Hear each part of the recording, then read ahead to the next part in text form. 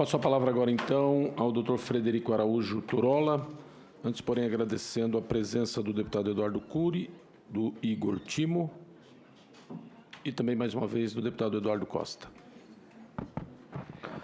Bom, obrigado, deputado Samuel. Agradecer ao presidente, deputado Evair, ao relator, senador Tasso, também ao deputado Felipe Rigoni, que realizou a convocação, e ao deputado César, e também aos colegas presentes e aos colegas que participaram. Em primeiro lugar, eu represento aqui o Infra 2038, que é uma organização sem fins lucrativos que foi estruturada a partir de 2017 no encontro de lideranças da Fundação Lehman. É uma organização que hoje envolve cerca de 50 profissionais das mais variadas áreas. São profissionais que estão nos setores público e privado em todo o Brasil, e que pensam em infraestrutura e que procuram trazer soluções para a melhoria da infraestrutura e no saneamento. O papel, a missão do Infra 2038 é executada através de eventos, de estudos sobre os grandes desafios da infraestrutura, e nesta medida provisória, o Grupo Infra 2038 preparou um documento que foi submetido à comissão para apresentar propostas de revisão. E eu desde já afirmo o ponto de vista desse grupo de profissionais, um grupo bastante qualificado de profissionais, com formação de primeira linha nas áreas de infraestrutura, que é a de apoio à medida provisória 868. Com sugestões de revisão. O grupo apoia a medida e tem sugestões de revisão. Algumas das sugestões de revisão, 3 delas, foram encaminhadas pelo deputado Felipe Rigoni, a quem nós agradecemos. O encaminhamento chama a atenção do relator, as sugestões de número 318 a 321, as emendas, na verdade, de número 318 a 321, elas versam sobre a questão da possibilidade de desconexão dos usuários que não se ligarem à rede de esgoto para melhorar a financiabilidade dos serviços, a celebração de eventuais convênios com municípios da União com municípios para realizar aportes no âmbito de parcerias público-privadas da Lei 11.079, relatada também pelo senador, e mais outros 2 pontos que são mais pontuais. Eu vou passar agora a discutir alguns dos principais desafios que a gente encontra hoje no setor de saneamento e vou tentar apontar as ações que são endereçadas na medida provisória para esses desafios. Então, eu vou pontuar 6 desafios que o setor de saneamento do Brasil encontra hoje e vou procurar mostrar onde a medida provisória avança nesses desafios. Em primeiro lugar, o que se encontra no Brasil hoje é uma fragmentação, tanto do ponto de vista operacional, quanto do ponto de vista regulatório. Essa fragmentação é inimiga da universalização, porque ela dificulta financiamento, nas palavras do Marcos Tadeu, ela reduz a escala de operações e o escopo de operações e, portanto, traz uma dificuldade muito grande de se realizar a universalização. A tal ponto que, nas metas do Plano SAB, que não são de universalização, são de uma trajetória em direção à universalização, pouca gente acredita que o Brasil terá, em algumas décadas, a universalização dos serviços de água, esgoto, resíduos sólidos, lixo urbano e drenagem tampouco. E, olha, não é descabido falar em universalização no horizonte de século. Em outras palavras, vamos ao segundo desafio. Este é um setor que, nos seus diversos segmentos, enfrenta uma acomodação muito forte. Essa acomodação desse setor vem relacionada também a um terceiro desafio, que é muito importante, que é a falta de critérios para a escolha de operadores. Não há competição para a escolha de operadores e a competição foi eliminada principalmente do ambiente de água e esgoto, por força de um dispositivo da Lei 11.107, que impede a competição ex ante entre os operadores, e com isso você tem operadores que se acomodam com baixa eficiência, baixo investimento, baixa capacidade de atender os mais pobres e, especialmente, baixa cobertura dos serviços de esgotamento sanitário e de tratamento de esgotos, que são cruciais para a redução da pobreza e da miséria no Brasil. Em quarto lugar, registrando a entrada do deputado Felipe Rigoni, a quem nós já agradecemos, em quarto lugar, a ampliação do papel do governo federal.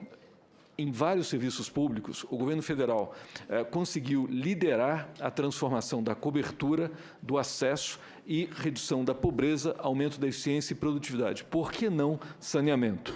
Então, há necessidade de uma ampliação do papel do governo federal nesse serviço, resolvendo, assim, parte, pelo menos, da sua fragmentação regulatória e operacional hoje vigente. O quinto desafio se refere, também na linha do que já expôs o Tadeu, à baixa financiabilidade do setor. É um setor muito difícil de mobilizar recursos para investimentos. Aí tem uma conexão muito clara entre regulação e universalização, que poucas vezes se atenta para ela, onde, para se investir recursos privados, e especialmente com mais responsabilidade do que com os privados, recursos públicos, é essencial que haja regulação estável, independente dos serviços. É irresponsável colocar recursos em sistemas financiados por tarifas onde não se tem a certeza da recuperação desses investimentos. Então, é preciso cuidar da financiabilidade desse setor. E o sexto desafio que cabe apontar é da inequidade que hoje se encontra nas estruturas tarifárias em todo o país. O que a gente vê são subsídios cruzados, o colega que me antecedeu já falou sobre isso, onde, eventualmente, o pobre do município rico paga pelo rico do município pobre. A estrutura tarifária que hoje vige no país é uma estrutura que carece de maior transparência e de maior equidade. Então, precisamos de ações nesse sentido. São 6 desafios que eu pontuei, não são os únicos desafios do setor. Eu passo, então, a avaliar como o texto da medida provisória que está apresentado endereça estes 6 desafios que estão colocados. Em primeiro lugar, na questão da fragmentação, o texto oferece possibilidades, em primeiro lugar, de uma uniformização nacional da regulação através de normas de referência instituídas pela Agência Nacional de Águas. Isso, na vigência atual da medida provisória, já vem acontecendo. A Agência Nacional de Águas, através da portaria número 30 de 2019, já constituiu um grupo de trabalho em pleno andamento que vem já realizando os passos iniciais para, em caso de conversão da medida, se possa ter ações céleres. Já foi mencionado aqui pelo Marcos Tadeu, que é o projeto Regulação, o qual eu tive a honra de coordenar, que foi contratado com recursos do Banco Mundial, pelo ICA, e executado pelo, então, Ministério das Cidades, onde se deu apoio à regulação subnacional dos serviços. O que acontece, e aí já passando a um outro desafio, é que uma ação como Regulação, que forneceu assistência técnica subnacional, capacitação e gerou estudos importantes, não tem perenidade na estrutura da administração pública. Essa medida provisória permite que iniciativas desse tipo, como o projeto Regulação e um projeto análogo, também financiado no mesmo contexto do programa Interáguas, que é o projeto Acertar, possam ganhar perenidade na administração pública.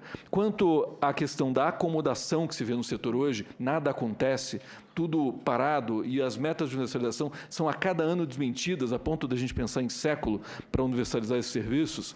Aqui se tem um estímulo a uma regulação mais efetiva pelos entes subnacionais na sua competência específica e um estímulo à participação privada, que tende a gerar motivos para maior eficiência nos serviços. Nesse ponto, um aspecto fundamental, que é eventualmente até revolucionário da forma como foi endereçado desta lei, é a introdução do conceito de vantajosidade. É o terceiro desafio que eu apontei.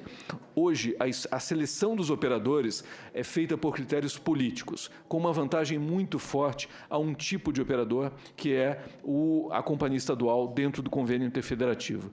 Eu vou tomar liberdade de de refutar um argumento do meu amigo Rodrigo Pagani, que falou há pouco, que disse que há um desequilíbrio nas relações introduzidas por essa medida provisória.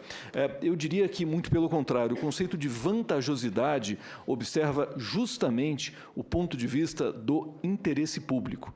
Com essa medida provisória, no artigo 10C, na forma como está apresentado, nós vamos passar a endereçar as questões do interesse público e da vantajosidade, ou seja, do conceito que vem do Reino Unido de value for money, que é muito utilizado nos serviços públicos, finalmente no setor de saneamento, substituindo a decisão política, as negociações circunstanciais que acontecem no âmbito dos administradores incumbentes das prefeituras e governos estaduais. Então, essa é uma defesa rigorosa de que o conceito de vantajosidade pode ser revolucionário na contratação de serviços de saneamento no Brasil. Em quarto lugar, a questão do papel do governo federal, se tanto os serviços públicos se universalizaram, ampliaram seu acesso pelo condão da ação federal, por que não o saneamento?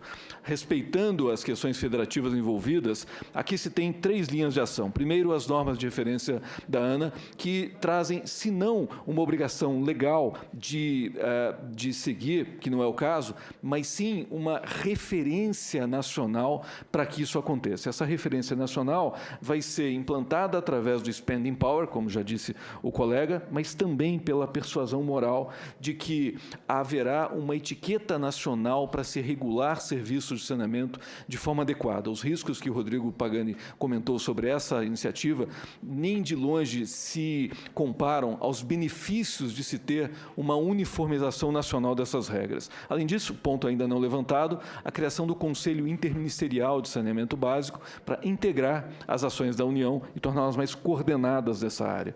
Um outro aspecto é que iniciativas como o Interáguas, que nós já mencionamos, ganham perenidade no âmbito, inclusive, do que hoje é um embrião na Agência Nacional de Águas, através do grupo de trabalho ali estabelecido.